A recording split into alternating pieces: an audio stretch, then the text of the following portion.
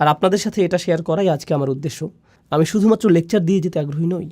তো এখন আমি আপনাদের সাথে আলোচনা কয়েকটি বিষয় নিয়ে শুরু করব, আর আশা করছি ইনশাআল্লাহ আপনারা আমার সাথেই থাকবেন এবং বিষয়গুলো বুঝতে পারবেন পর্যায়ক্রমে সুশৃঙ্খলভাবে। আমি বিষয়গুলোকে আজকে সুশৃঙ্খলভাবে উপস্থাপন করতে চাই, যাতে আপনারা বিষয়গুলো সহজেই মনে রাখতে পারেন, যা আপনারা এত ভালোভাবে অনুধাবন করবেন যে তখন আপনারা নিজের ভাষায় তা অন্যদেরকেও বোঝাতে পারবেন ইনশাআল্লাহ। প্রথম যে বিষয়টা আমি শেয়ার করতে চাই তা হলো সূরা জুমার একটা পরিচিতি দেয়া, এবং যা কোরআনের ৬২তম সূরা, এটা সম্পর্কে কয়েকটি প্রাথমিক বক্তব্য উপস্থাপন করব। দ্বিতীয় যে বিষয়টা আমি করতে চাই, আল্লাহর ৪টি নাম নিয়ে আলোচনা। সূরাটির প্রথম আয়াত আল্লাহর বর্ণনা করেছে তার ৪টি নামের মাধ্যমে। খুবই সুন্দর, গভীর অর্থবোধক নাম, একটি নির্দিষ্ট ধারাবাহিকতায়। তো আমরা কিছুটা কথা বলবো এই ৪টি নাম নিয়ে। তারপর আমরা আলোচনা করব দ্বিতীয় আয়াতে রাসূল সাল্লাল্লাহু আলাইহি সাল্লামকে যে দায়িত্ব দেওয়া হয়েছিল তা নিয়ে। আমাদের রাসূল সাল্লাল্লাহু আলাইহি সাল্লামকে সর্বশ্রেষ্ঠ মিশন দিয়ে পাঠানো হয়েছে, যা কোনো মানুষকে কখনো দেয়া হয়নি। আর দ্বিতীয় আয়াতে সেই সম্পূর্ণ মিশনটির সারসংক্ষেপ করা হয়েছে ৪টি কাজের মাধ্যমে। এগুলো হলো সেই ৪টি কাজ যা রাসূল সাল্লাল্লাহু আলাইহি সাল্লামকে করতে হয়েছিল, যেই পরিবর্তন তিনি এনেছিলেন তার জন্য। আর এই আলোচনার শেষে সর্বশেষ যে আলোচনা আপনাদের সাথে করব তা হলো আমার এবং আপনার পরিবর্তনের ক্ষেত্রে আলোচিত এই সকল শিক্ষার ভূমিকা। নিজেকে পরিবর্তনের জন্য কোরআনে বর্ণিত এই ৪টি পদক্ষেপ, যার আলোকে আমি আজকের আলোচনার নামকরণ করেছি। মূলত তাই থাকবে শেষের দিকে। কোরআন থেকে এই শিক্ষাগুলো আমরা শিখব এবং শেষে তা থেকে নির্যাস বের করে আমাদের নিজেদের জীবনে প্রয়োগ করব। তো আসুন শুরু করি সেই ভূমিকা দিয়ে, সূরা জুমার সংক্ষিপ্ত পরিচিতি দিয়ে। এটি সহ আরও কয়েকটি সূরাকে একসাথে বলা হয় মুসাব্বিহাত। এটা একটা বড় আরবি শব্দ, আপনি হয়তো জানেন না এর অর্থ কী। আসলে মুসাব্বিহাত হলো সেই সূরাগুলো যা আল্লাহর পারফেকশন বর্ণনা করে। যে বিষয়টি এই সূরাগুলোর সবগুলোতেই দেখা যায় তা হলো সবগুলো সূরার শুরুতে রয়েছে সাব্বাহা লিল্লাহি মা ফিস সামাওয়াতি ওয়াল আরদ, অথবা ইউসাব্বিহু লিল্লাহি মা ফিস সামাওয়াতি ওয়া মা ফিল আরদ। অর্থাৎ আকাশ এবং পৃথিবীর সব কিছুই আল্লাহর পারফেকশনের বর্ণনা করে আসছে, এবং তারা আল্লাহর পারফেকশন বর্ণনা করতে থাকবে, এবং তারা এখনও আল্লাহর পারফেকশন বর্ণনা করে যাচ্ছে। এই ঘোষণা এসেছে এই কয়েকটি মাদানী সূরা শুরুতে, যার একটি হলো সূরা জুমা। কিন্তু লক্ষণীয় অন্য একটি বিষয় হলো এই সবগুলো সূরাই আকাশ এবং পৃথিবীকে তুলনা করেছে মদিনার মুসলমানদের সাথে। রাসূল সাল্লাল্লাহু আলাইহি ওয়াসাল্লাম মদিনায় হিজরত করার পর সেখানে মুসলিমদের নতুন সমাজ গড়ে ওঠে। এই সূরাগুলো মদিনার মুসলিমদের অবস্থাকে আকাশ এবং পৃথিবীর সাথে তুলনা করেছে। মূলত এটা প্রকাশ করেছে যে আকাশ এবং পৃথিবী তাই করছে যা তাদেরকে বলা হয়েছে। তারা আল্লাহর সামনে আত্মসমর্পণ করে এবং তার পারফেকশন ঘোষণা করে। আল্লাহ বোঝাতে চাচ্ছেন, কেন তোমাদের ঈমানের স্তর ভিন্ন? তোমাদের কেউ কেউ খুবই নিবেদিত, কেউ কেউ মোটেও নিবেদিত না। তোমাদের কেউ কেউ মুনাফিকিপূর্ণ, তোমাদের কারো কারো সংকল্প দুর্বল, এরকম পার্থক্য বিদ্যমান। তো আল্লাহ আসলে ভিন্নতা দূর করে সকলের ঈমানের স্তরকে উপরে তুলে আনতে চাইছেন এবং সকলকে পরিবর্তন করতে চাইছেন এই মুসাব্বিহাত সূরাগুলোর মাধ্যমে। এই গ্রুপের সূরাগুলোর একটি হলো সূরা জুমা। কিন্তু কোরআনের এই ছোট সূরার গ্রুপের মধ্যেও সূরা জুমার রয়েছে স্বতন্ত্র বৈশিষ্ট্য। কেন? এর কারণ দুইটি। প্রথমত, অন্য সূরাগুলোতে আল্লাহ বর্ণনা করেছেন আকাশ এবং পৃথিবীর এবং তাদের কার্যক্রম এবং তাদের করণীয়। ইউসাব্বিহু লিল্লাহি মা ফিস সামাওয়াতি ওয়া মা ফিল আরদ। আর যেহেতু আকাশ এবং পৃথিবী তাই করে যা তাদের করা উচিত, তাই বিশ্বাসীদেরকে সমালোচনা করা হয়েছে যে তাহলে তোমরা কেন তা করো না যা তোমাদের করা উচিত। লিমা তাকুলুনা মা লা তাফআলুন, তোমরা এমন কথা কেন বলো যা তোমরা করো না। হুয়াল্লাযী খালাকাকুম ফামিনকুম কাফিরুন ওয়া মিনকুম মুমিন, তিনি সেই সত্তা যিনি তোমাদেরকে সৃষ্টি করেছেন, তোমাদের মধ্যে রয়েছে কাফের, তোমাদের মধ্যে রয়েছে ঈমানদার। কেন মানবজাতির মধ্যে এই অসঙ্গতি, যখন আকাশমণ্ডলীতে কোনো অসঙ্গতি নেই? কিন্তু এই সূরাটি অন্যগুলো থেকে আলাদা। এই সূরাতে যখনই আল্লাহ বর্ণনা করেছেন আকাশ এবং পৃথিবী এবং তারা তাই করে যা তাদের করা উচিত, এরপর তিনি উল্লেখ করেছেন রাসূল সাল্লাল্লাহু আলাইহি সাল্লামের। আমাদের সমালোচনা করার পরিবর্তে তিনি রাসূল সাল্লাল্লাহু আলাইহি সাল্লামের উল্লেখ করেছেন এবং বর্ণনা করেছেন তিনি তাই করেন যা তার করা উচিত। আকাশমণ্ডলী যেমন আল্লাহর ঐশী নির্দেশ অনুযায়ী চলে, রাসূল সাল্লাল্লাহু আলাইহি সাল্লাম নিজেও আল্লাহর ঐশী নির্দেশ মেনে চলেছেন। আকাশ, পৃথিবী এবং রাসূল সাল্লাল্লাহু আলাইহি সাল্লামের কাজের মধ্যে সংগতি বিদ্যমান ছিল। এই দিক থেকে এই সূরাটি অন্য সূরাগুলো থেকে চমৎকারভাবে আলাদা। এর পাশাপাশি আল্লাহর 2টি নাম উল্লেখের পরিবর্তে এই সূরাটিতে 4টি নামের উল্লেখ করা হয়েছে। এটা আমরা জানবো আলোচনার দ্বিতীয় অংশে। এখন প্রথম আয়াতের বিষয়বস্তুতে যাওয়ার আগে এবং আল্লাহ 4টি নামের আলোচনার আগে আমি আপনাদের সাথে আলোচনা করতে চাই, আর শুধুমাত্র এই আলোচনারই নয়, বরং পুরো সূরাটির সামগ্রিক মেসেজটি নিয়ে। মূলত এর মেসেজটি হলো পরিবর্তন। আর এটি বোঝার জন্য আপনাকে বুঝতে হবে কুরআনের বহুল ব্যবহৃত একটি উপমা এবং দৃষ্টান্ত। অনেক জায়গাতে কুরআন নিজেকে তুলনা করেছে আকাশ থেকে নেমে আসা বৃষ্টির সঙ্গে। এভাবে তুলনা করা হয়েছে। এভাবে তুলনা করা হয়েছে। আর এই তুলনাটি উপলব্ধি করা গুরুত্বপূর্ণ। পানি আসে আকাশ থেকে, কুরআনও এসেছে আকাশ থেকে। পানি হলো বিশুদ্ধ, কুরআনও বিশুদ্ধ। পানি মাটিকে জীবন দান করে, যা আগে মৃত ছিল। এতে জীবনের সম্ভাবনা ছিল, কিন্তু এটা ছিল মৃত। একইভাবে কোরআন হৃদয়কে জীবিত করে তোলে, যা আগে মৃত ছিল। হৃদয়ের মধ্যে সম্ভাবনা ছিল, কিন্তু ভিতরের সেই সম্ভাবনা এখন সক্রিয় নয়। অথবা এর ভিতরে নেক কাজের বীজ ছিল, কিন্তু এটা প্রস্ফুটিত হওয়ার এবং বিকশিত হওয়ার সুযোগ পায়নি। পানি এবং কোরআনের উপমাটি খুবই শক্তিশালী, কারণ এটা আসলে পরিবর্তনেরই উপমা। এক অর্থে আমাদেরকে তুলনা করা হয়েছে মাটির সাথে। যেমন মাটি পরিবর্তিত হয় পানির দ্বারা, সবুজে সুশোভিত হওয়ার পর বৃষ্টি তার পরশ বুলানোর পরের এবং আগের দৃশ্য থেকে মনে হয় যেন এটি পৃথক দুইটি জায়গা। মানুষের ক্ষেত্রেও এটি সত্য হয়। যখন ওহির পরশ জীবনকে ছুঁয়ে যায়, মানুষের ক্ষেত্রেও এটি সত্য হয় যখন ওহির পরশ জীবনকে ছুঁয়ে যায়। এখন আসুন জানি সেই পরিবর্তন সম্পর্কে, কিভাবে মানুষের পরিবর্তন হতে পারে। সেই পরিবর্তনটি কি, যা কোরআনে এসেছিল? শুধুমাত্র ঐতিহাসিক দৃষ্টিকোণ থেকে দেখলে কোরআন নাজিল হওয়া শুরু হয় যখন রাসূল সাল্লাল্লাহু আলাইহি ওয়াসাল্লামের বয়স হয়েছিল 40, এবং এটা বন্ধ হয় যখন তার বয়স হয়েছিল 63। এটি 23 বছরের খুবই সংক্ষিপ্ত একটি সময়। আর এই সময়ের মধ্যে অবিশ্বাস্য একটি বিপ্লব ঘটে গেল। পৃথিবীর মানচিত্রের অজ্ঞাত উপেক্ষিত এই অংশে, মরুভূমির মাঝখানে, যেখানে কোনো বড় সাম্রাজ্য ছিল না, মহান কোনো ঐতিহাসিক বা কোনো স্কলার এবং এ জাতীয় কিছুই ছিল না, সম্পূর্ণরূপে অজ্ঞাত সেই স্থানে একটি বিপ্লব ঘটে গেল। একটি বিপ্লব যা মানুষকে ভিতর থেকে পরিবর্তন করে দিল। তাদের সব কিছুই পরিবর্তিত হয়ে গেল। কিভাবে তারা জীবনকে দেখত, দুঃখ এবং আনন্দ সম্পর্কে তারা কিভাবে চিন্তা করত, জীবনে তাদের অগ্রাধিকার কী ছিল, কার্যত সব কিছু পরিবর্তিত হয়ে গেল। খাবার খাওয়ার পদ্ধতি, তাদের ঘুমানোর পদ্ধতি, কিভাবে তারা বিবাহ করবে, কাকে বিবাহ করবে, কিভাবে তালাক দিবে, জীবন মৃত্যু সম্পর্কে তাদের ভাবনা কি, কিভাবে তারা নিজেদেরকে পরিষ্কার করবে, কিভাবে তারা তাদের সময় কাটাবে, তাদের অগ্রাধিকার কি হবে প্রতিদিন, প্রতি বছর এবং সমগ্র জীবনের বিবেচনায়, তারা কি ভালোবাসবে এবং কি ঘৃণা করবে, তাদের সব কিছু অভ্যাসগত দিক থেকে সব কিছু পরিবর্তিত হয়ে গেল। এক ব্যক্তিগত পরিবর্তন, কিন্তু এটা শুধুমাত্র ব্যক্তিগত পরিবর্তনের মধ্যেই সীমাবদ্ধ ছিল না। একই সাথে এটা ছিল সামাজিক পরিবর্তনও। ব্যবসা চালানোর পদ্ধতিতে পরিবর্তন আসলো, অর্থনীতির বিন্যাস পরিবর্তিত হলো, মানুষ যেভাবে একে অপরের সাথে ব্যবহার করত তার পরিবর্তন আসলো, নারী এবং পুরুষের অধিকারগুলো কী এবং সমাজে তারা কিভাবে একে অপরের সাথে মেলামেশা করবে, কিভাবে বিভিন্ন অর্থনৈতিক শ্রেণীর মানুষেরা একে অপরের সাথে ব্যবহার করবে, জনগণের প্রতি সরকারের আচরণ কী হবে, সরকারের প্রতি জনগণের আচরণ কী হবে, কোন আদর্শ এবং মূল্যবোধ সমাজের আচার আচরণকে নির্ধারণ করবে, যুদ্ধের নীতি বা কী হবে, যুদ্ধ কিভাবে পরিচালিত হবে। এক কথায় এমনকি সমাজের ক্ষেত্রেও মূল্যবোধ পদ্ধতিতে সম্পূর্ণ বৈপ্লবিক পরিবর্তন এসেছিল এই 23 বছর সময়ের মধ্যে। ঐতিহাসিক দৃষ্টিকোণ থেকে একটি নির্দিষ্ট সমাজে ঘটে যাওয়া এটা ছিল আসলে অভূতপূর্ণ এক পরিবর্তন। উপরন্তু আপনি যদি এই বিষয়টি চিন্তা করেন, এই মানুষগুলোর ছিল হাজার বছরের পুরনো ঐতিহ্য এবং সংস্কৃতি। আর যখন মানুষ শত শত বছর ধরে একটি ঐতিহ্য অনুসরণ করে আসে, তখন তারা এটাতে খুবই অভ্যস্ত হয়ে যায়। পরিবর্তন করা সহজ কোনো কাজ নয়, কিন্তু কিছু একটা ঘটে গেছে এই সময়ের মধ্যে যা তাদেরকে এমনভাবে পরিবর্তন করেছে যার সাথে মানব ইতিহাসের অন্য কোনো পরিবর্তনের তুলনাই হয় না। আর শুধু তাই না, শুধুমাত্র বিশ্ব মানচিত্রের ছোট সেই অংশে পরিবর্তন হয়েই থেমে থাকেনি, বরং এর ফলশ্রুতিতে মাত্র কয়েক বছরের মধ্যেই পৃথিবীর মানচিত্র পরিবর্তিত হয়ে গিয়েছে চিরদিনের জন্য। সেই 23 বছরে যা ঘটে গেছে তার জন্যই আপনি এবং আমরা অনেকেই আজ মুসলিম। এটা একটা অবিশ্বাস্য ধরনের পরিবর্তন যা পৃথিবীকে পরিবর্তিত করে চলছে আজকের দিন পর্যন্ত। এটা শুরু হয়েছিল তখন, আর এর প্রভাব এখনও চলমান। ইতিহাসবিদদের দৃষ্টিকোণ থেকে একে দেখতে পারেন, রাষ্ট্রবিজ্ঞানের দৃষ্টিকোণ থেকে, সমাজবিজ্ঞানের দৃষ্টিকোণ থেকে, অর্থনীতিবিদের দৃষ্টিকোণ থেকে। তারা এই পরিবর্তনকে পর্যবেক্ষণ করতে পারে এবং পরিমাপ করতে পারে এবং দেখতে পারে কিভাবে মানচিত্র পরিবর্তিত হয়েছে, কিভাবে রাজনীতি পরিবর্তিত হয়েছে, কিভাবে ইসলাম বিস্তার লাভ করেছে। সবচেয়ে অবিশ্বাস্য যে পরিবর্তন ঘটেছিল তা ছিল একটি পরিবর্তন, আর তা হলো মানুষের হৃদয়ের মধ্যকার পরিবর্তন। মানুষের ভিতরে কিছু একটা পরিবর্তিত হয়েছিল। আপনি হয়তো বলবেন বাইরের কথা, যে পৃথিবী দেখতে কতই না সবুজ। কোরআন বলছে ভেতরে সেই বীজটির কথা যা সেই পরিবর্তন ঘটিয়েছিল। এটি সকল পরিবর্তনের মূল, আর এটাই আমরা বোঝার চেষ্টা করছি এই আলোচনায়। এই ছিল সূরাটির ভূমিকা এবং এ বিষয়ে আমার কিছু মন্তব্য। এখন আমি আরও 3টি বিষয় আপনাদের সাথে আলোচনা করব। আবারও সংক্ষেপে সেগুলো বর্ণনা করছি। প্রথমত আপনাদের সাথে আলোচনা করব প্রথম আয়াতে উল্লেখিত আল্লাহর 4টি নাম নিয়ে। তারপর আপনাদের সাথে আলোচনা করব দ্বিতীয় আয়াতে উল্লেখিত রাসূল সাল্লাল্লাহু আলাইহি ওয়াসাল্লামকে যে 4টি কাজ দেওয়া হয়েছিল তা নিয়ে।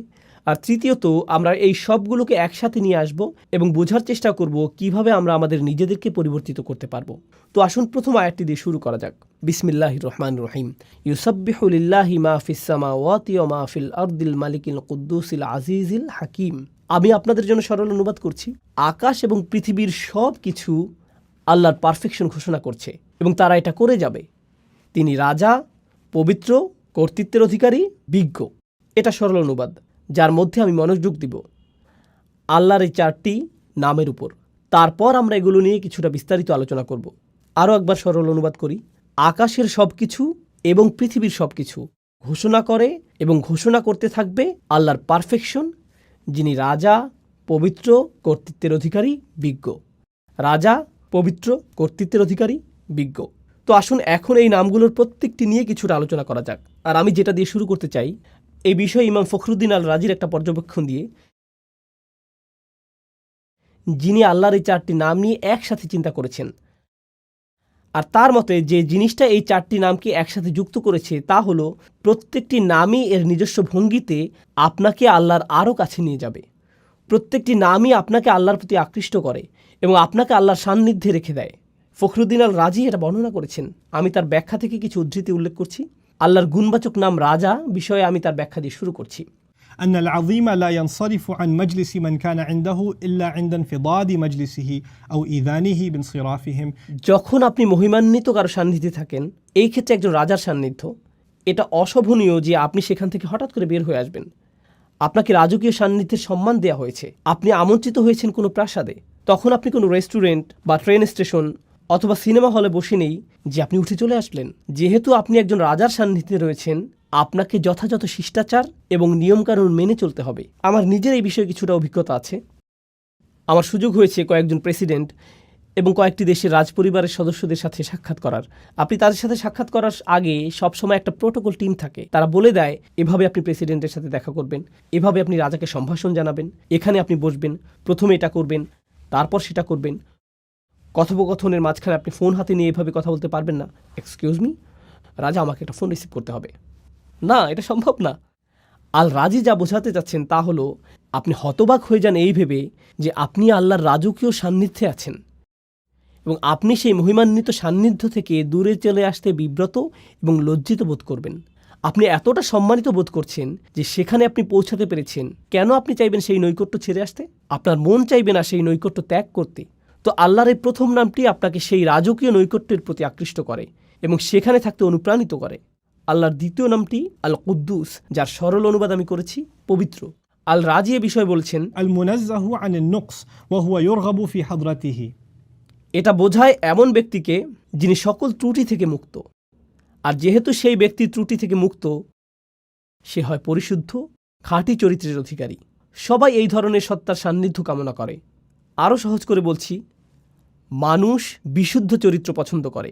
আমরা এ ধরনের মানুষ ভালোবাসি যারা তাদের কথায়, তাদের আচরণে, তাদের ব্যবহারে পরিশুদ্ধ, তাদের উদারতা পরিশুদ্ধ, তাদের পরামর্শ পরিশুদ্ধ, তাদের একনিষ্ঠতা পরিশুদ্ধ। আপনি এই ধরনের মানুষের দিকে আকৃষ্ট হন। সত্যবাদী মানুষ, সৎ মানুষ, স্বচ্ছ চরিত্রের মানুষ, এই ধরনের মানুষের চারপাশে আপনি থাকতে চান। মানবজাতি স্বভাবগতভাবেই সত্যবাদিতা, পরিচ্ছন্নতা এবং বিশুদ্ধ চরিত্রের দিকে আকৃষ্ট হয়। বাহ্যিক দিক থেকেও আপনি যদি কোনো দূষিত এলাকায় বসবাস করেন যেখানে রয়েছে ধুলাবালি এবং এ জাতীয় জিনিস, মানুষ সেটা থেকে কোথায় চলে আসতে চায়? প্রাকৃতিক পরিবেশে, যেখানে তারা তাজা হাওয়ার শ্বাস নিতে পারবে, যেখানে তারা বিশুদ্ধ পানি পান করতে পারবে। বিশুদ্ধতা এমন একটা বিষয় যা মানুষকে যেমন আকৃষ্ট করে মানসিক দৃষ্টিকোণ থেকে, শারীরিক দিক থেকেও আমরা বিশুদ্ধতা এবং পরিচ্ছন্নতার প্রতি আকৃষ্ট হই। আমরা ময়লা, অপরিচ্ছন্নতা থেকে দূরে থাকতে চাই। এটা মানব প্রবৃত্তি যা আল্লাহ আমাদের মধ্যে দিয়েছেন। তো আপনি যখন আল্লাহর পরিচয় পান চূড়ান্ত পবিত্র পরিশুদ্ধ সত্তা হিসেবে, তার সান্নিধ্য আপনাকে পরিশুদ্ধ করতে থাকে। তখন আপনি আপনার ভিতরে পরিবর্তন লক্ষ্য করেন। আর এই অবস্থায় আপনি সেই সান্নিধ্য ত্যাগ করতে চান না। তো এই পর্যন্ত বলেছি আল্লাহর 2টি নাম। দ্রুত রিভিশন দিচ্ছি। রাজা, এটি ছিল প্রথম নাম, এবং পবিত্র, এটি ছিল দ্বিতীয় নাম। আল্লাহর তৃতীয় নামটি হলো কর্তৃত্বের অধিকারী, আল আজিজ। يعتز الملتفون حوله فمفارقتهم حضرته تفريط في العزة।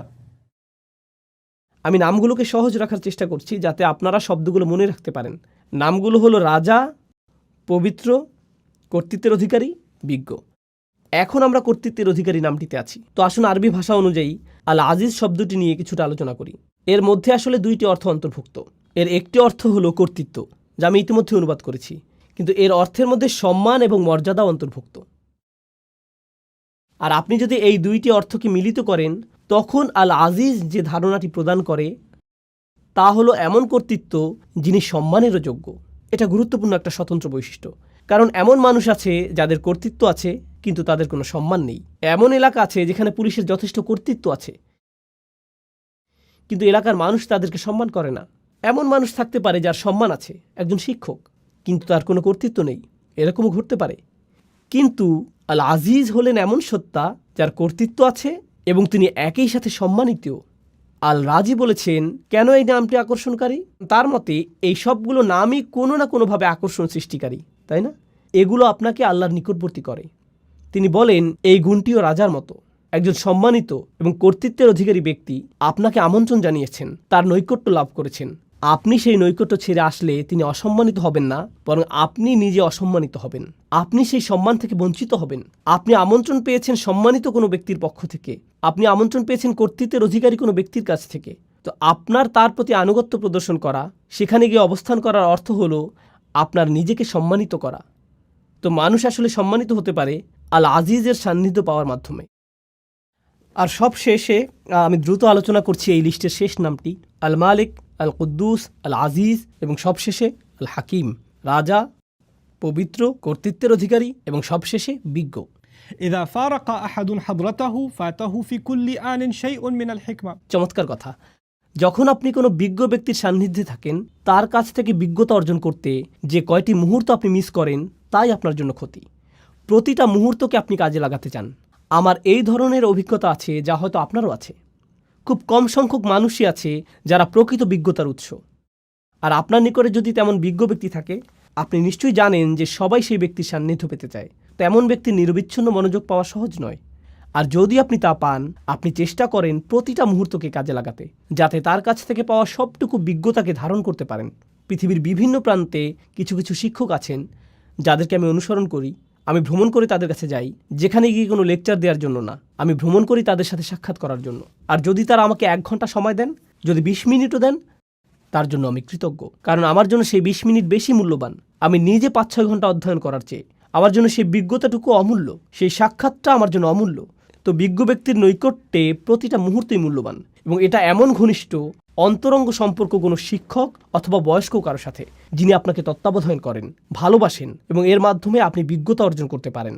তো এই হলো আল্লাহর 4টি নাম যা এই আয়াতের মধ্যে বর্ণিত হয়েছে: রাজা, পবিত্র, কর্তৃত্বের অধিকারী এবং বিজ্ঞ। এটা ছিল ইমাম রাজির চিন্তা, এবং কিভাবে তিনি নামগুলোকে বিশ্লেষণ করেছিলেন তার বর্ণনা। আমি তার এই বিশ্লেষণের সাথে আমার কিছু চিন্তা যোগ করতে চাই। আমি আপনাদের সাথে যা শেয়ার করতে চাই তা হলো আল্লাহর এই নামগুলোকে আরও সাজানো যায়। 4টি নামকে 2 জোড়ায় ভাগ করা যায়। আর সেই 2টি জোড়া হলো, প্রথম এবং তৃতীয় নাম দুটি একরকম, আবার দ্বিতীয় এবং চতুর্থ নাম দুটির মধ্যে মিল রয়েছে। 1 এবং 3, 2 এবং 4। আসুন নাম্বারগুলোর স্থানে নাম বসাই। রাজা এবং কর্তৃত্বের মধ্যে মিল আছে, আর পবিত্র এবং বিজ্ঞতার মধ্যে মিল আছে। তো আসুন এই সম্পর্কে আলোচনা করি। আপনারা অনেকেই হয়তো বুঝতে পারছেন রাজা এবং কর্তৃত্বের মধ্যে মিল কী থাকতে পারে। একজন রাজাই কর্তৃত্বের অধিকারী, আর একজন আদর্শ রাজা সম্মানিত। এই 2টি নামের মধ্যে আরও অনেক মিল আছে।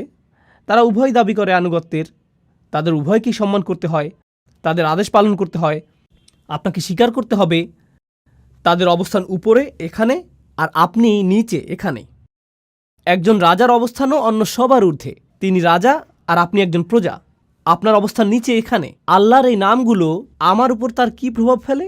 আমার উপর তাদের প্রভাব হলো তারা আমাকে আল্লাহর প্রতি অনুগত বানায়, বাধ্যগত বানায়, আল্লাহর সামনে বিনয়ী বানায়। তারা আমাকে আল্লাহর ভয়ে ভীত বানায়, তারা আমাকে আতঙ্কিত করে, তারা আমাকে আল্লাহর শক্তিমত্তা এবং মহত্বের স্মরণে অভিভূত বানায় এবং আমার ক্ষুদ্রতা প্রকাশ করে।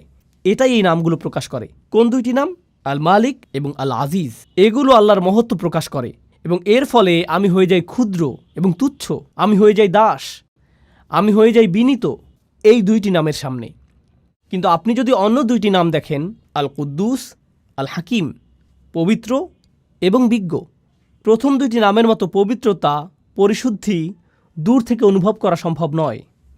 পবিত্রতা এবং পরিশুদ্ধি বোঝা যায় যখন আপনি কারো কাছে যান। আপনি দেখতে পান তাদের আচরণ। আবার বিজ্ঞতা হলো এমন জিনিস যখন কেউ একজন আপনার কাঁধে হাত রেখে আপনাকে উপদেশ দান করে, যিনি আপনার অবস্থা উপলব্ধি করেন। আল হাকিম নিয়ে চিন্তা করলে কোরআনে বর্ণিত লোকমান আলাইহিসসালামের একটি ঘটনা আমার মনে পড়ে। লুকমান আলাইহিসসালাম ভালোবাসাপূর্ণভাবে তার ছেলেকে উপদেশ দিয়েছেন। আল্লাহ বলছেন, ওয়ালাকাদ আতাইনা লুকমান আল হিকমাহ, আমি লোকমানকে দিয়েছি বিজ্ঞতা। এরপর তিনি সেই বিজ্ঞতার একটা অংশ তার ছেলেকে দিচ্ছেন।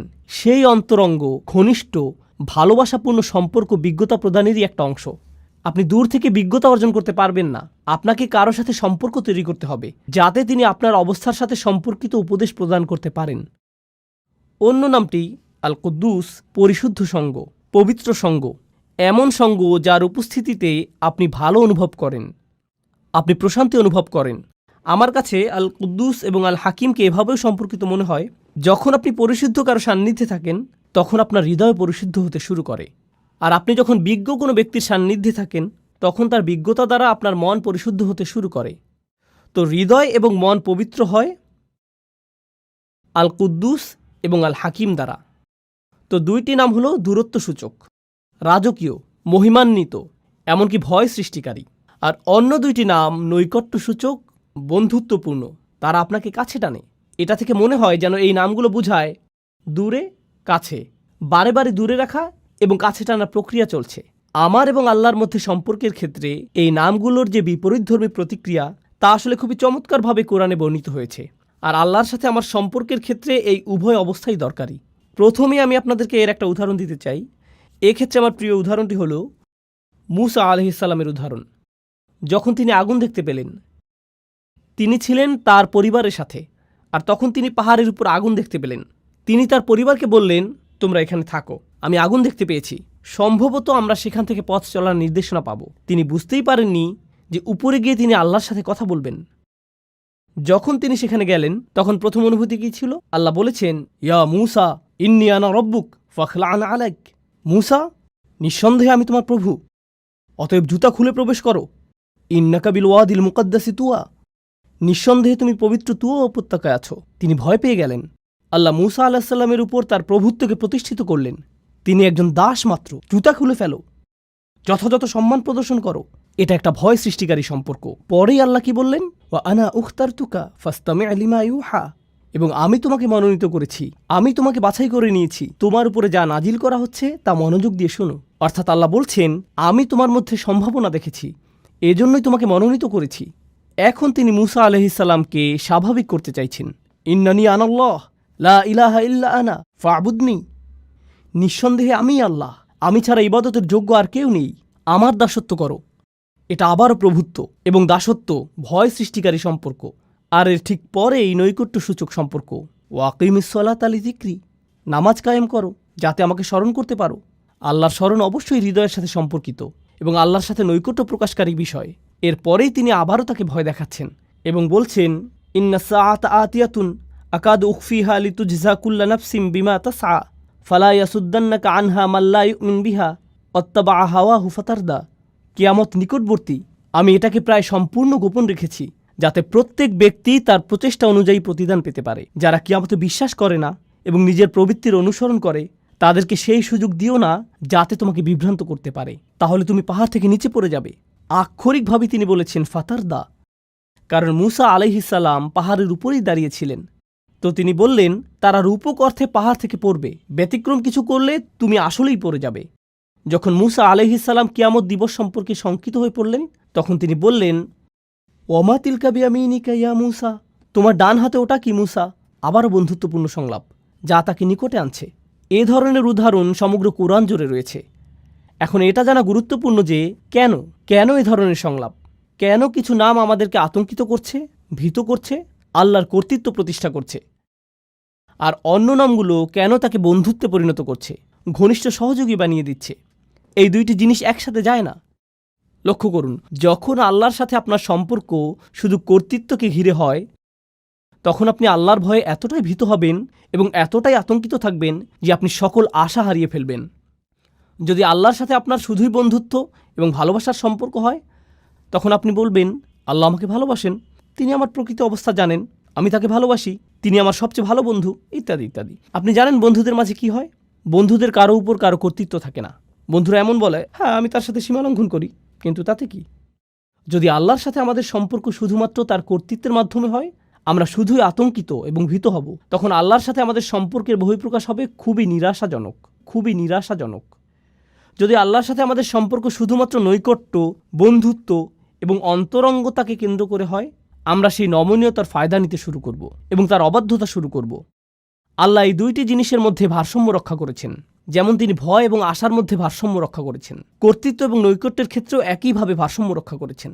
আর সেই ভারসাম্যটি এত চমৎকারভাবে উপস্থাপিত হয়েছে আল মালিক, আল কুদ্দুস, আল আজিজ, আল হাকিম, রাজা, পবিত্র, কর্তৃত্বের অধিকারী, বিজ্ঞ, কাছে এবং দূরে, বারে বারে।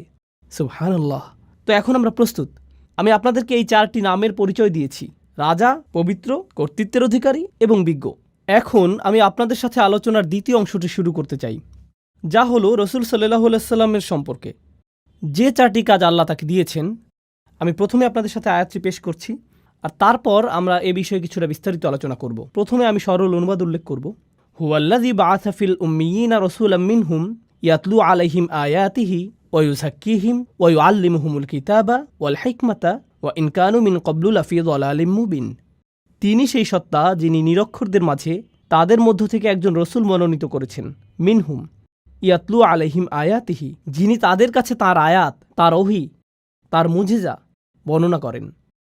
ওয়া ইউযাক্কিহিম, এবং তিনি তাদেরকে পরিশুদ্ধ করেন। ওয়া ইউআল্লিমুহুমুল কিতাব, আর তিনি তাদেরকে শিক্ষা দেন। এখানে বলা হয়েছে বই, কিন্তু বই শব্দটি দিয়ে আইন কানুনও বোঝানো হয়। কোরআনে অনেক স্থানে কিতাব শব্দটি আইন শব্দে ব্যবহৃত হয়েছে। তো তিনি তাদেরকে আইন কানুন শিক্ষা দেন, ওয়াল হিকমা, এবং বিজ্ঞতা শিক্ষা দেন। আবারও আমি অনুবাদটি সারমর্ম নিজের ভাষায় বলছি। তিনি সেই সত্তা যিনি নিরক্ষরদের মাঝে তাদের মধ্য থেকে একজন রসুল নিযুক্ত করেছেন, যিনি করেন 4টি কাজ। আর তা হলো, তিনি তাদের কাছে তার আয়াতসমূহ বর্ণনা করেন অথবা মুজিজাসমূহ তাদের কাছে উপস্থাপন করেন, তিনি তাদেরকে পরিশুদ্ধ করেন, তিনি তাদেরকে শিক্ষা দেন আইন কানুন এবং বিজ্ঞতা। ওয়া ইন কানু মিন ক্বাবলু লাফি যালালিম মুবিন, অর্থাৎ যদিও অনেক আগে থেকেই তারা স্পষ্ট বিভ্রান্তিতে ডুবে ছিল, এই লোকগুলো পথভ্রষ্ট ছিল। অনেক অনেক শতাব্দী ধরে মিথ্যা উপাস্যদের ইবাদত করা, মূর্তি পূজা করার কারণে তারা ভ্রান্তির মধ্যে ছিল। তো এটাই হলো আয়াতটির সরল অনুবাদ। আবারও বলছি, এখানে 4টি কাজের কথা এসেছে। রসুল সাল্লাল্লাহু আলাইহি সাল্লাম তাদের কাছে আয়াতসমূহ বর্ণনা করেন, পরিশুদ্ধ করেন, তিনি তাদেরকে আইন কানুন শিখান এবং তিনি তাদেরকে বিজ্ঞতা শিখান। এই 4টি কাজ ভালোভাবে বোঝার জন্য প্রথম যে জিনিসটা আপনাদের সাথে শেয়ার করতে চাই তা হলো, অন্য সকল নবীর তুলনায় রসুল সাল্লাল্লাহু আলাইহি সাল্লাম অনন্য দায়িত্বের বোঝা বহন করেছেন। শেষ নবী হওয়ার অর্থ শুধুমাত্র এই না যে তার অবস্থান তালিকার শেষে, এর অর্থ তার বোঝাটি ছিল সবচেয়ে ভারী। মানবতাকে পথ দেখাতে আর কোনো নবী আসবেন না। তো তাকে যে দায়িত্ব দেয়া হয়েছিল এবং তার যা করণীয় ছিল, সেই 23 বছর সময়ে তা শুধুমাত্র তার সরাসরি শ্রোতাদের পরিবর্তনের জন্যই ছিল না, বরং তাকে যা দেয়া হয়েছিল তা অবিরামভাবে মানবজাতিকে সংশোধন করে যাবে কিয়ামত পর্যন্ত।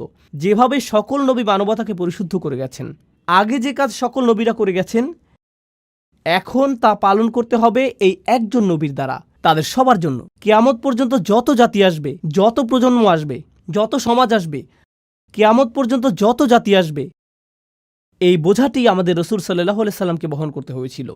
আর এই সব কিছুর উপর নবীদেরকে দেয়া হতো চমকপ্রদ সব মুজিজা, সমাজে পরিবর্তন সাধন করার জন্য, মানুষকে সঠিক পথে আনার জন্য। যেমন মুসা আলাইহিস সালাম এবং তার লাঠির ঘটনা। কিন্তু আমাদের নবীকে শুধু কোরআনই দেয়া হয়েছিল, তাকে অন্য কিছু দেয়া হয়নি। এই 4টি কাজের ধারাবাহিকতা এবং সৌন্দর্য বিস্তারিত বোঝার জন্য আমি এই আলোচনা শুরু করতে চাই একটি উপমার মাধ্যমে। আর আমার মনে হয় এই উপমাটির মধ্যে আয়াতের মূল বিষয়গুলো চলে আসবে। অনেক আগের অনুন্নত এক গ্রামের কথা কল্পনা করুন, যাতে তেমন একটা সভ্যতার ছোঁয়া লাগেনি। যারা সেখানে বসবাস করে তাদের তেমন কোনো আইন কানুন এবং অবকাঠামোও ছিল না। আর তারা একদিন একটি বাহিনীকে আসতে দেখল, যেখানে ছিল সুসজ্জিত ঘোড়া, পোশাক পরিহিত সৈনিক, তাদের সাথে রাজদূতও এসেছেন। আর সেই রাজদূতের দেহে এমন সব পোশাক যা তারা আগে দেখেনি কখনো। নিঃসন্দেহে এই নবাগতরা এই এলাকার অধিবাসী না। আর সেই দূত তাদের সামনে একটি রাজফরমান মেলে ধরলেন এবং একজন রাজার পাঠানো বার্তা তাদেরকে পড়ে শোনাতে লাগলেন, যিনি কিনা তাদের গ্রামকে দখল করতে চান, তার সাম্রাজ্যের অন্তর্ভুক্ত করতে চান এবং তাদের তার রাজ্যের অংশ হওয়ার সুযোগ দানে ধন্য করতে চান। তিনি সেই রাজার পক্ষ থেকে এই সকল বার্তা তাদেরকে দিয়ে যাচ্ছেন। গ্রামের অধিবাসীরা তাকে দেখে বলল, প্রথমত এটা পরিষ্কার যে আপনারা বহিরাগত, কিন্তু কিভাবে আমরা বুঝবো যে আপনি আসলে একজন রাজার কাছ থেকে এসেছেন? এর সপক্ষে কি প্রমাণ আছে আপনার কাছে? কি প্রমাণ আছে আপনার কাছে? তো তিনি তাদেরকে দেখালেন মুদ্রা, তিনি তাদেরকে এমন ধনভাণ্ডার দেখালেন যার অধিকারী হওয়া একজন রাজার পক্ষেই সম্ভব। তিনি তাদেরকে এমন কিছু নিদর্শন দেখালেন যাতে প্রকাশ পায় যে তিনি আসলে একজন রাজপ্রতিনিধি। যদি তারা সন্তুষ্ট হয়, তারা বলবে আমরা তার কথা শুনে দেখব, আমরা শুনতে চাই এই রাজার কি বক্তব্য। আমরা বেশ চমৎকৃত হয়েছি এই বাহিনী এবং এর সাথে যা কিছু তিনি নিয়ে এসেছেন এবং তার রাজকীয় প্রমাণাদি দেখে। আমরা তার প্রস্তাবটি বিবেচনা করব। এখন আপনি যদি সেই বাহিনীর সাথে গিয়ে রাজার সাথে সাক্ষাৎ করতে যান, তাহলে আপনাকে সবচেয়ে সুন্দর পোশাকটি পরিধান করতে হবে, আপনাকে রাজদরবারের রীতিনীতি মেনে চলতে হবে, আপনাকে নিজেকে পরিশুদ্ধ করতে হবে, আপনাকে নিজেকে পরিচ্ছন্ন করতে হবে। আয়াতে আমরা যা শিখছি তার সাথে মিলাতে থাকুন। আপনি রাজার সাক্ষাৎ পেলেন, আর রাজা আপনাকে বললেন যদি তোমরা আমার রাজ্যের অন্তর্ভুক্ত হতে চাও, এই আইনকানুনগুলো তোমাদের মেনে চলতে হবে, এই বিধিবিধানগুলো এখন থেকে পালন করতে হবে, এটাই হবে তোমাদের সংবিধান। আর সেই দূত আস্তে আস্তে এই মানুষগুলোকে গড়ে তুললেন, আর তারা একের পর এক রাজ্যের আইনগুলো তাদের সমাজে বাস্তবায়িত করতে লাগলো। একসময় তারা নিজেরাও হয়ে উঠল পরিশুদ্ধ, সুপ্রশিক্ষিত, সুপ্রতিষ্ঠিত, পরিশীলিত একটি সমাজ। আর যখন তারা প্রশিক্ষিত হতে শুরু করে, তখন তারা পরিশীলিত জাতিতে পরিণত হওয়ার সুফল উপলব্ধি করতে শুরু করে। তারা এই সকল আইনের সুবিধা আগে দেখতে পায়নি, কিন্তু এখন তারা সেই সুবিধাগুলো দেখতে পাচ্ছে। তো পরিশুদ্ধির এই প্রক্রিয়া তারা অতিক্রম করলো। আমি আপনাদের সামনে এই উপমাটি উপস্থাপন করলাম কারণ এটা রসুল সাল্লাল্লাহু আলাইহি সাল্লামের কাজের সাথে মোটামুটি মিলে যায়, কিন্তু কিছু অমিলও আছে। মিলগুলো হলো রসুল সাল্লাল্লাহু আলাইহি সাল্লাম যেই মানুষগুলোর মধ্যে এসেছিলেন, তারা তাদের রাজার কাছ থেকে কোনো বাণী পায়নি অনেক অনেক প্রজন্ম ধরে। ওয়া ইন কানু মিন ক্বাবলু লাফি যালালিম মুবিন। রসুল সাল্লাল্লাহু আলাইহি সাল্লাম প্রথম কোন কাজটি করলেন? তিনি আল্লাহর আয়াতগুলো বর্ণনা করেছিলেন। মানুষ কোরআনের বাণী শুনল, আর তিনি দাবি করেছিলেন যে এটা এসেছে আল্লাহর কাছ থেকে। তারা বলল কিভাবে আমরা বুঝবো যে এটা আল্লাহর কাছ থেকে এসেছে? কি প্রমাণ আছে আপনার কাছে যে এটা আল্লাহর বাণী? আল্লাহর বাণীগুলো এতটাই শক্তিশালী, এতটাই অভিজাত, এতটাই অনুকরণীয়, আপনার পক্ষে এর মতো কিছু তৈরি করা সম্ভব না। এর প্রভাব এতটাই অভিভূতকারী যে যারা এটা শুনবে তারা তৎক্ষণাৎ বুঝতে পারবে যে এই কথাগুলো কোনো মানুষের কথা নয়। তারা আল্লাহর বাণীর মুজিজা সরাসরি উপলব্ধি করেছিল, আর শুধুমাত্র এটাই তাদেরকে বিনয়াবনত করেছিল।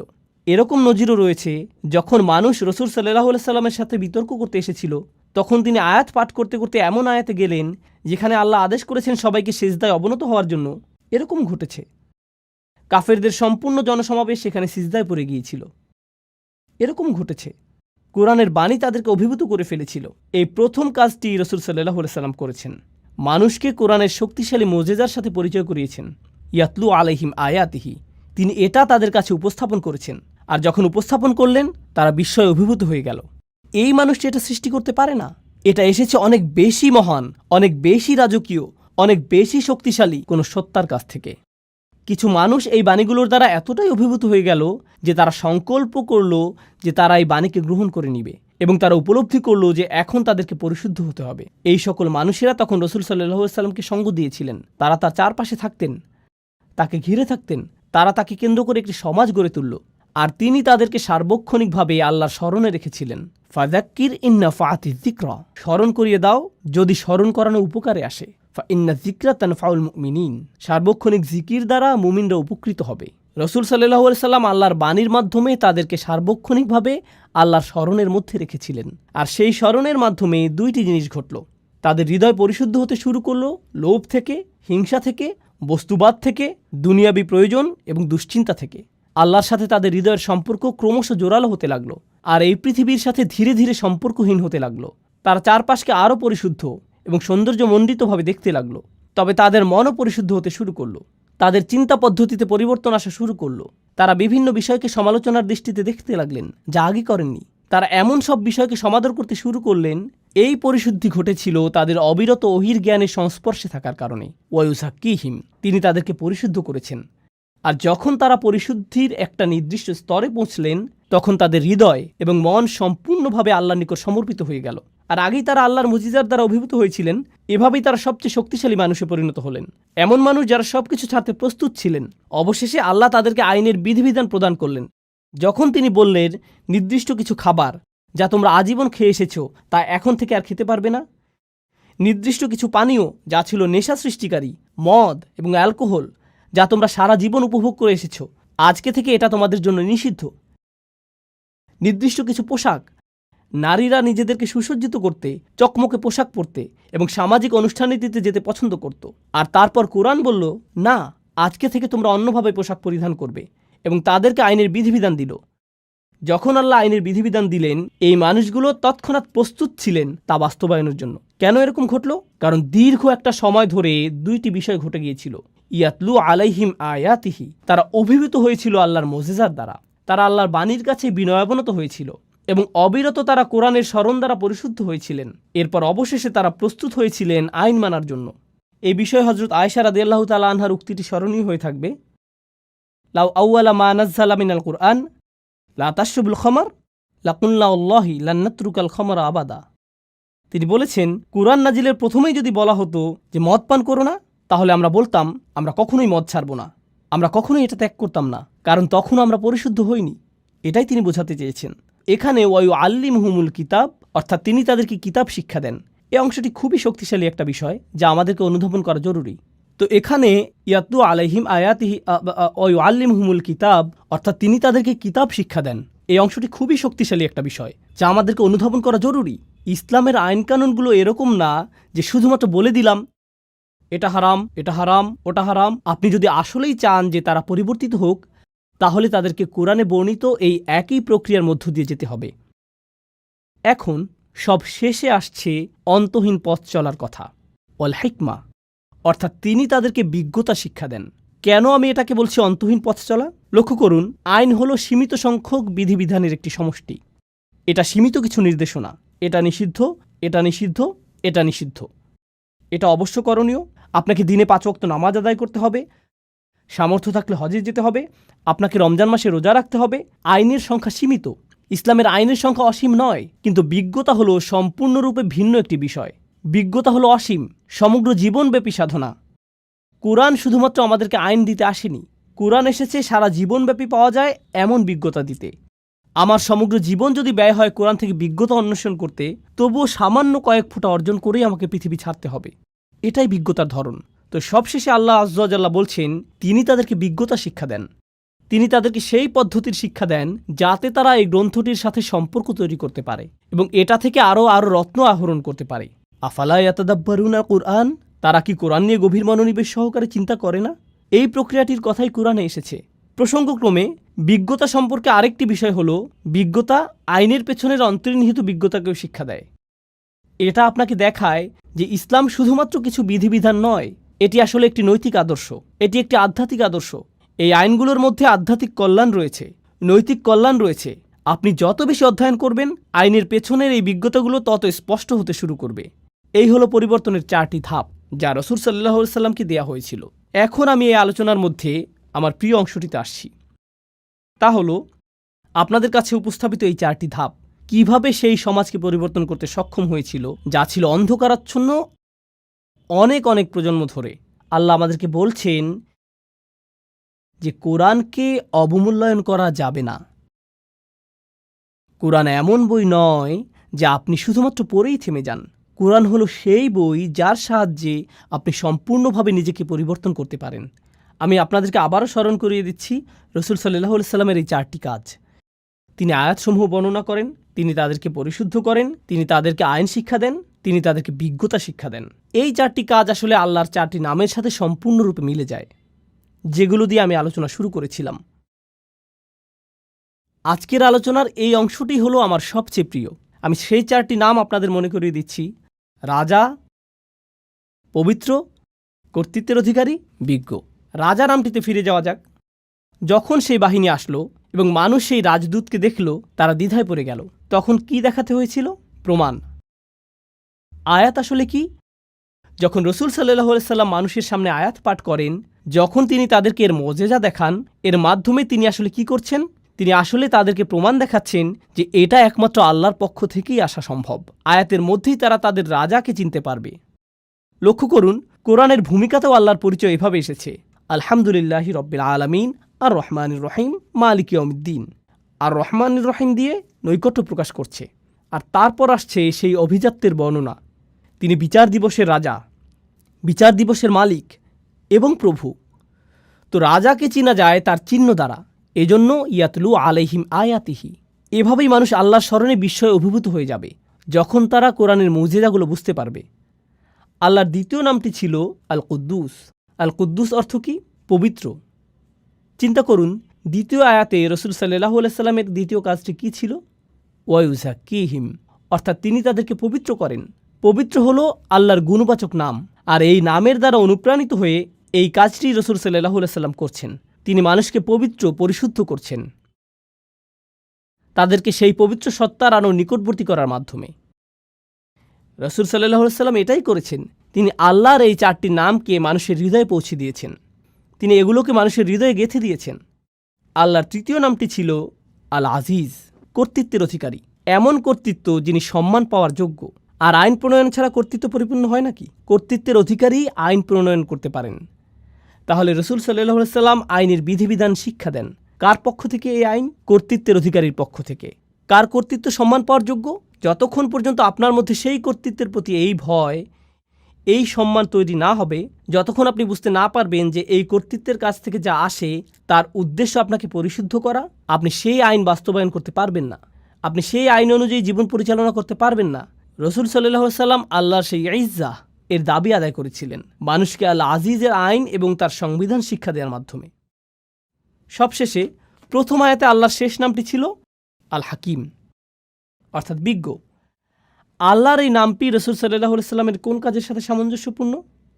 আল্লাহ সুবহানাহু ওয়া তাআলা বলছেন, ওয়া ইউআল্লিমুহুমুল কিতাবা ওয়াল হিকমা, তিনি তাদেরকে শিক্ষা দেন বিজ্ঞতা।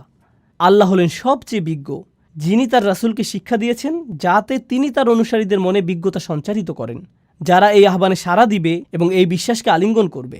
সুবহানাল্লাহ। আল্লাহর 4টি নাম রসুল সাল্লাল্লাহু আলাইহি সাল্লামের উপর আরোপিত 4টি কাজের সাথে সরাসরি মিলে যাচ্ছে। এটাই হলো পরিবর্তনের জন্য কোরআনের বিস্ময়কর পথ চলা, যে পথে বহু মানুষ হেঁটেছে এই নামগুলোকে হৃদয়ে ধারণ করার মাধ্যমে, যা আকাশ এবং পৃথিবী উপলব্ধি করতে পেরেছে। আল্লাহ যা বলেছেন তা হলো, তোমরা যদি এই নামগুলোকে হৃদয়ে ধারণ করতে পারো, তোমরাও আকাশ এবং পৃথিবীর সাথে সামঞ্জস্যপূর্ণ হয়ে উঠবে। রসুল সাল্লাল্লাহু আলাইহি সাল্লাম এই উদ্দেশ্যে এসেছিলেন, আপনাদের মধ্যে সেই শৃঙ্খলা নিয়ে আসা যা ইতিমধ্যে আপনার চারপাশে বিদ্যমান রয়েছে। আশ-শামসু ওয়াল কমারু বিহুসবান ওয়ান নাজমু ওয়াশ-শাজারু ইয়াসজুদান, অর্থাৎ তারকা এবং বৃক্ষরাজি সিজদায় অবনত হয়। কেন তিনি আমাদেরকে বলেছেন যে তারকা এবং বৃক্ষরাজি সিজদা করে? অথবা পাখিদের তাসবিহ পড়া? আল্লাহ বলেছেন পাখিরা তাসবিহ পড়ে। ওয়া ইম মিন শাইইন ইল্লা ইউসাব্বিহু বিহামদিহি ওয়ালাকিন লা তাফকাহুনা তাসবিহাহুম, অর্থাৎ এমন কোনো জিনিস নেই যা তার প্রশংসা সহকারে তাসবিহ করে না। তো এভাবেই আমরা আমাদের চারপাশের অন্য সৃষ্টি জগতের সাথে একত্র হতে পারি। এখন আমরা একটা মজাদার বিষয়বস্তুতে এসে পড়েছি।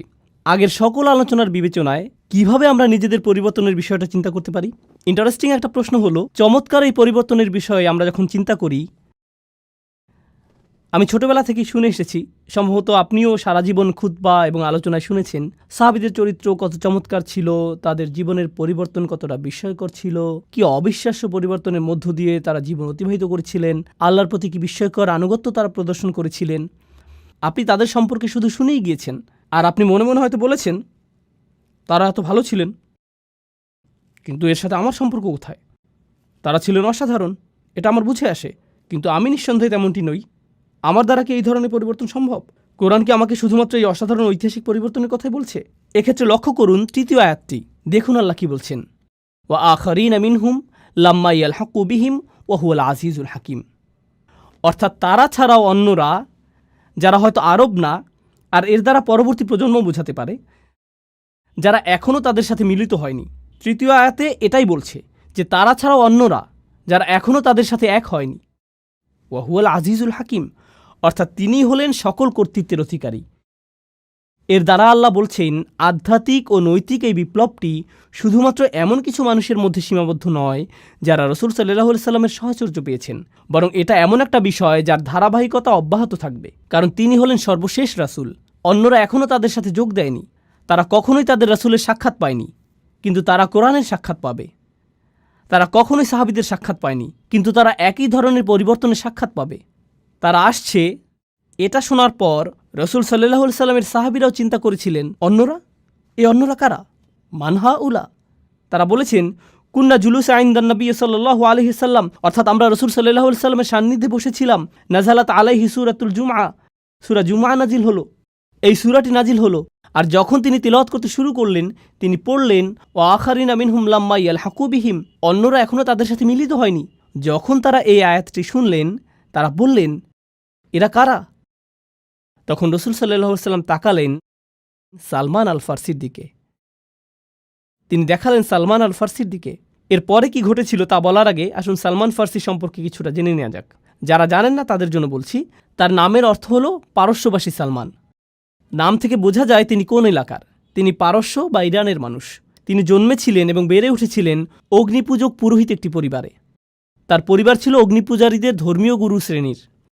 তিনি তার ধর্মকে অস্বীকার করেছিলেন। এটা তার কাছে যুক্তিসঙ্গত মনে হয়নি। তিনি একমাত্র সত্য সৃষ্টিকর্তার সন্ধান করছিলেন, আর তার এই বিশ্বাসের জন্য তিনি অত্যাচারিত, কারাবন্দী এবং নির্যাতিত হয়েছিলেন। তার পরিবারের জন্য তিনি লজ্জার কারণে পরিণত হয়েছিলেন।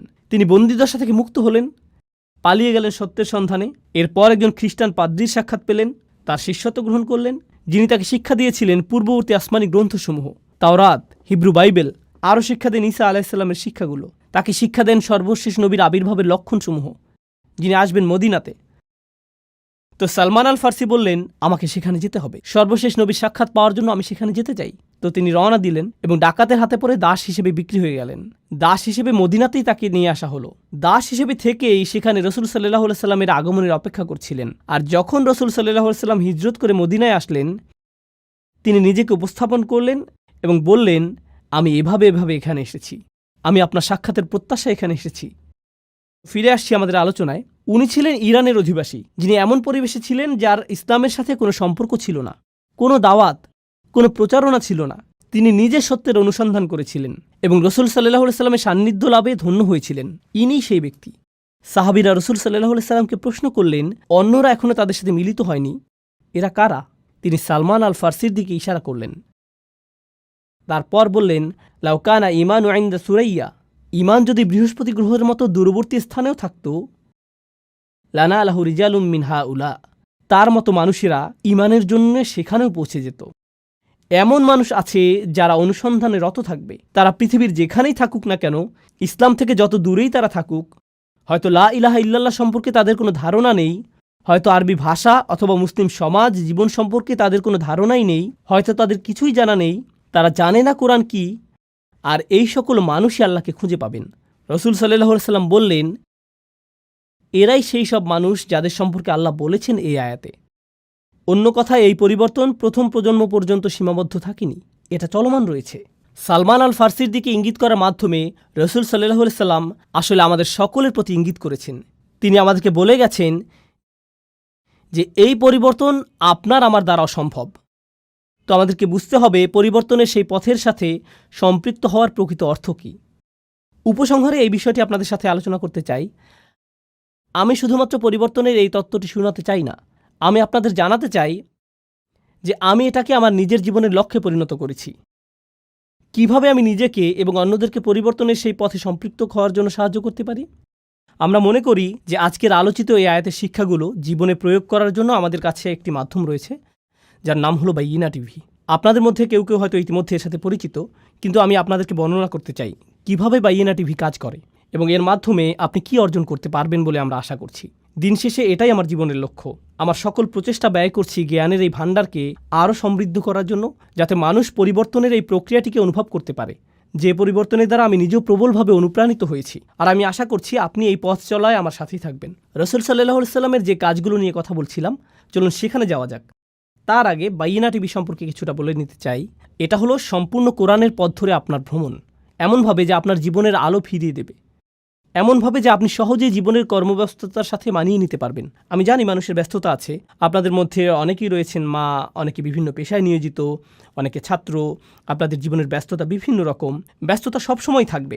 তবুও কোরআনের সাথে আমাদের নিয়মিত একটা সম্পর্ক রক্ষা করতে হবে।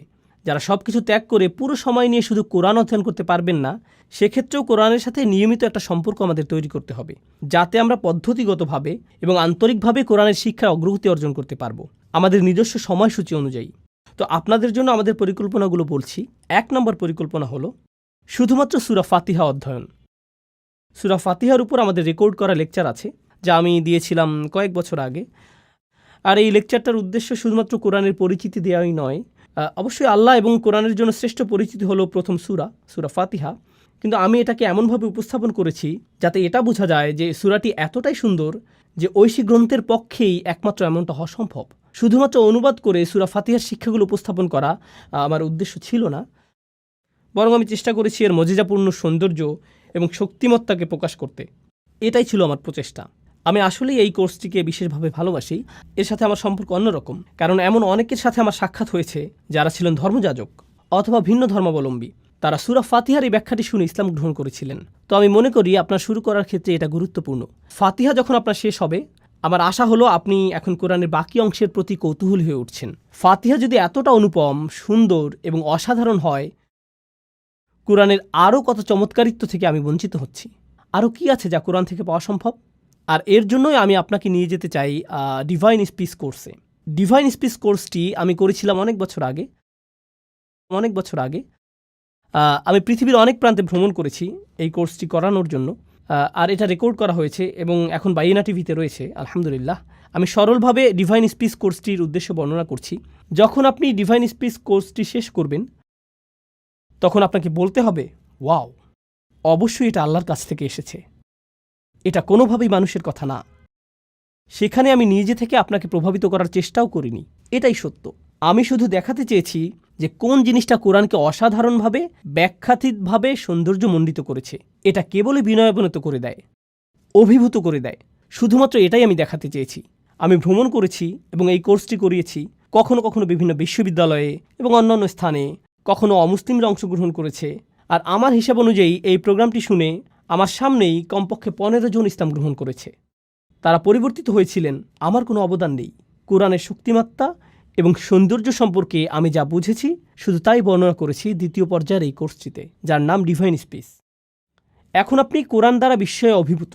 এখন আপনি পরবর্তী পদক্ষেপ নিতে চান। সেই তৃতীয় পদক্ষেপটি হল কোরআনের সামগ্রিক মেসেজ সম্পর্কে একটা ধারণা পাওয়া। সামগ্রিক একটা ধারণা, কোরআনের বিষয়ভিত্তিক সামগ্রিক একটা চিত্র। কোরআনের প্রধান বিষয়বস্তুগুলো যেভাবে এই কোর্সটি সাজানো হয়েছে তা হলো, আমি কোরআন থেকে কিছু অনুচ্ছেদ বাছাই করেছি যা কোরআনের প্রধান বিষয়বস্তুগুলোর প্রতিনিধিত্ব করে। আপনি যদি কোরআনকে কল্পনা করেন একটি বিল্ডিং হিসেবে, এই বিষয়বস্তুগুলো হলো এক একটি পিলার যা একে ধরে রেখেছে। তো আপনি যদি এই অনুচ্ছেদগুলো অধ্যয়ন করেন, কোরআনের মূল বিষয়বস্তু সম্পর্কে আপনি মোটামুটি একটা ভালো ধারণা পাবেন। এরপর কোরআনের যে অংশই আপনি অধ্যয়ন করেন, আপনি সেটিকে এই অনুচ্ছেদগুলোর যে কোনো একটির সাথে সম্পর্কিত করতে পারবেন। এটাই হলো এর উদ্দেশ্য। তো সম্পূর্ণ কোরআন অধ্যয়ন করার আগে আপনি একটি সামগ্রিক চিত্র পেয়ে যাবেন। এটি মূল বিষয়বস্তুগুলো নিয়ে বেশ পরিমিত একটা ধারণা। এটাই হলো কোরআনের বিষয়ভিত্তিক সামগ্রিক চিত্র। এখন আপনি আসলে সম্পূর্ণ কোরআনের পথে ধীরে ধীরে অগ্রসর হতে প্রস্তুত। আমি চাই না যে আপনি এখনই বেশি গভীরে চলে যান। আমি চাই যে আপনি পুরো গ্রন্থটিকে সহযোগিতা সহকারে একবার পড়ে যান। এজন্য আমি তৈরি করেছি কোরআনের সংক্ষিপ্ত ব্যাখ্যা। এই সিরিজে আপনি প্রতিদিন 15-20 মিনিট কোরআনের ব্যাখ্যা শুনবেন। ধীরে ধীরে শুনতে থাকবেন। আর যখন আপনি শুনতে থাকবেন এবং অগ্রগতি করতে থাকবেন, এতে 2 বছর, 5 বছর, 10 বছর যাই লাগুক তাতে সমস্যা নেই। কিন্তু আপনি ফোটায় ফোটায় কোরআনের অমেয় সুধা লাভ করবেন, অনুবাদ এবং সংক্ষিপ্ত ব্যাখ্যা সহকারে। বিশেষত সেই সকল অংশ যা বোঝা কঠিন, যা সচরাচর ভুলভাবে উদ্ধৃত করা হয় অথবা ভুল অনুবাদ করা হয়, সেই সকল অংশ যা দ্বিধাদ্বন্দ্ব তৈরি করে। আমি সহজ ভাষায় তা উল্লেখ করব এভাবে যে এটা আসলে এই বিষয়টাকে বোঝাচ্ছে, অথবা এই কয়েকটি শিক্ষা আমরা এটা থেকে পাই, কিন্তু এতে খুব গভীরে যাওয়া হয়নি। তথ্যের আধিক্যে অভিভূত হয়ে যেতে হবে এমনটা নয়। এর উদ্দেশ্য হলো আপনি প্রতিদিন কোরআনের একটি করে ডোজ পেয়ে যাচ্ছেন এবং আপনি পুরো কোরআনটি এভাবে শেষ করছেন। এটাই সংক্ষিপ্ত ব্যাখ্যা সহ কোরআন। আর তারপর আসছে সর্বশেষ পদক্ষেপ। আমার জন্য এটাই হলো সবচেয়ে পছন্দের পদক্ষেপ। আগেরগুলো বাদ দিয়ে প্রথমে এখান থেকে শুরু করা ঠিক হবে না। আমি চাই আপনি সম্পূর্ণ প্রক্রিয়াটি সময় নিয়ে অনুসরণ করুন। সর্বশেষ পদক্ষেপটিকে বলা হয় গভীর পর্যবেক্ষণ। আর গভীর পর্যবেক্ষণ হলো যা আমি নিজের জন্য করার সিদ্ধান্ত নিয়েছিলাম, আর আপনি নিজেও এটা প্রত্যক্ষ করবেন।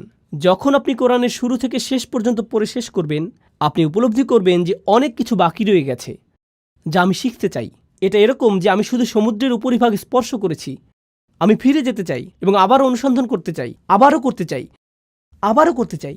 তো কয়েক বছর আগে আমি সিদ্ধান্ত নেই যে আমি আমার কোরআন অধ্যয়নকে পুনরায় শুরু করব। এই অধ্যয়নের সময় আমি ধরে নিলাম যে এর আগে কখনো আমি এটা অধ্যয়ন করিনি। আর আমি চেষ্টা করেছি আগে যতটাই অধ্যয়ন করেছি তার চেয়ে আর গভীরে গিয়ে অধ্যয়ন করার জন্য। আলহামদুলিল্লাহ, বাইয়েনা ইনস্টিটিউটে আমি একটা রিসার্চ টিম গঠন করেছি যারা আমাকে সাহায্য করে কোরআন নিয়ে গভীর অধ্যয়নের জন্য। যাতে আমরা আমাদের সর্বোচ্চ প্রচেষ্টা দিয়ে আপনাদের কাছে আল্লাহর বাণীর গভীরতর মর্ম উপস্থাপন করতে পারি। এটাই গভীর পর্যবেক্ষণ। এটা নিয়ে আমি ভবিষ্যতে ব্যস্ত থাকব। আমি চাই সামনে বছরের পর বছর ধরে গভীর পর্যবেক্ষণ করে যেতে। আর এটা আমি আপনাদের কাছেও আশা করি যাতে একই সাথে এই পথ চলায় অংশগ্রহণ করা যায়, যাতে একসাথে পথ চলা যায়। আমি আপনাদের কাছে সেই পথ চলা শেষ করার আশা করছি না। আমি শুধু আশা করছি আপনি সেই পথ চলায় একটা পদক্ষেপ রাখুন। আর এটা দিয়ে আলোচনাটির সমাপ্তির দিকে যাচ্ছি। এই 5টি পদক্ষেপ যা আপনাদের কাছে উল্লেখ করেছি, সূরা ফাতিহা দিয়ে শুরু, ডিভাইন স্পিচ, কুরআনের বিষয়ভিত্তিক সামগ্রিক চিত্র, সংক্ষিপ্ত ব্যাখ্যা, গভীর পর্যবেক্ষণ। এই 5টি পদক্ষেপ জানেন এগুলো কোথা থেকে অনুপ্রাণিত? এগুলো রাসূল সাল্লাল্লাহু আলাইহি সাল্লামের সেই 4টি কাজ থেকে অনুপ্রাণিত। এটা আমি আপনাদেরকে দেখাতে চাই। রাসূল সাল্লাল্লাহু আলাইহি সাল্লামের প্রথম কাজটি ছিল ইয়াতলু আলাইহিম আয়াতিহি। তিনি মানুষকে পরিচয় করিয়ে দিবেন মুজিজাসমূহ। তিনি মানুষকে পরিচয় করিয়ে দিবেন আল্লাহর বিস্ময়কর বাণী, যা তাদের রাজার সামনে তাদেরকে বিনয়াবনত করে। ফাতিহা সিরিজ এবং ডিভাইন স্পিচ সিরিজ তৈরির পেছনে আসলে এই চিন্তাটি ছিল চালিকা শক্তি। আপনি এই 2টি সিরিজের মধ্য দিয়ে যাবেন, কারণ এর মাধ্যমে আমরা আপনাকে ইয়াতলু আলাইহিম আয়াতিহি এই আয়াতটির কিছুটা স্বাদ দিতে চাই। এটাই রাসূল সাল্লাল্লাহু আলাইহি সাল্লামের প্রথম কাজ। রাসূল সাল্লাল্লাহু আলাইহি সাল্লামের দ্বিতীয় কাজটি ছিল ওয়ায়ুযাক্কিহিম, অর্থাৎ তিনি তাদেরকে পরিচ্ছন্ন করেন, তিনি তাদেরকে পরিশুদ্ধ করেন। কিভাবে তিনি তাদেরকে পরিশুদ্ধ করেন? অবিরত, নিয়মিত স্মরণের মাধ্যমে। কোরআনের বিষয়ভিত্তিক সামগ্রিক চিত্র এবং সংক্ষিপ্ত ব্যাখ্যা, এগুলোর মাধ্যমে আমরা কি আশা করছি? নিয়মিত স্মরণ। এটা এমন একটা মাধ্যম যার দ্বারা আমরা আশা করছি আপনার হৃদয় পরিশুদ্ধ হবে, আপনার মন পরিশুদ্ধ হবে। আপনি প্রতিদিন 15-20 মিনিট গাড়িতে বসে শুনতে থাকবেন, আর এর মাধ্যমে এমন উপদেশ পাবেন যা আপনাকে সারাদিন পথ নির্দেশ করবে। আপনি ক্রমশ আপনার জীবনে কোরআনের ছোঁয়া অনুভব করতে থাকবেন, কারণ আপনি অবিরত দৈনিক ডোজ নিচ্ছেন। আমি আসলে আশা করছি না যে আপনি এর জন্য কাগজ কলম নিয়ে বসবেন। আমি চাই যে আপনি শুধু শুনুন, এটাই যথেষ্ট।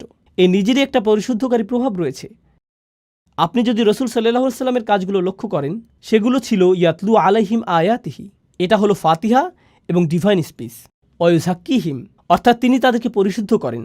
আমাদের আশা যে পরিশুদ্ধকরণ হবে কোরআনের বিষয়ভিত্তিক সামগ্রিক চিত্র এবং সংক্ষিপ্ত ব্যাখ্যার অবিরত স্মরণের মাধ্যমে। এরপরে রাসূল সাল্লাল্লাহু আলাইহি সাল্লামকে আরও যে কাজ দেওয়া হয়েছিল তা হলো তিনি তাদেরকে আইন এবং বিজ্ঞতা শিক্ষা দেন। আর শিক্ষা বলতে বোঝায় যখন আপনি একজন ছাত্র এবং আপনার জন্য রয়েছে একজন শিক্ষক, এই বিষয়টির গভীরতা আরও বেশি, এটি আরও বেশি মনোনিবেশ দাবি করে। এখন আপনাকে কাগজ কলম নিয়ে বসতে হবে, আর এজন্যই আমরা তৈরি করেছি গভীর পর্যবেক্ষণ কোর্সটি।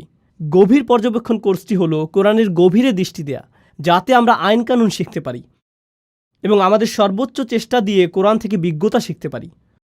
কোরআনে বর্ণিত এই প্রক্রিয়াটিকে আমি আপনাদের সবাইকে অনুসরণের পরামর্শ দিচ্ছি।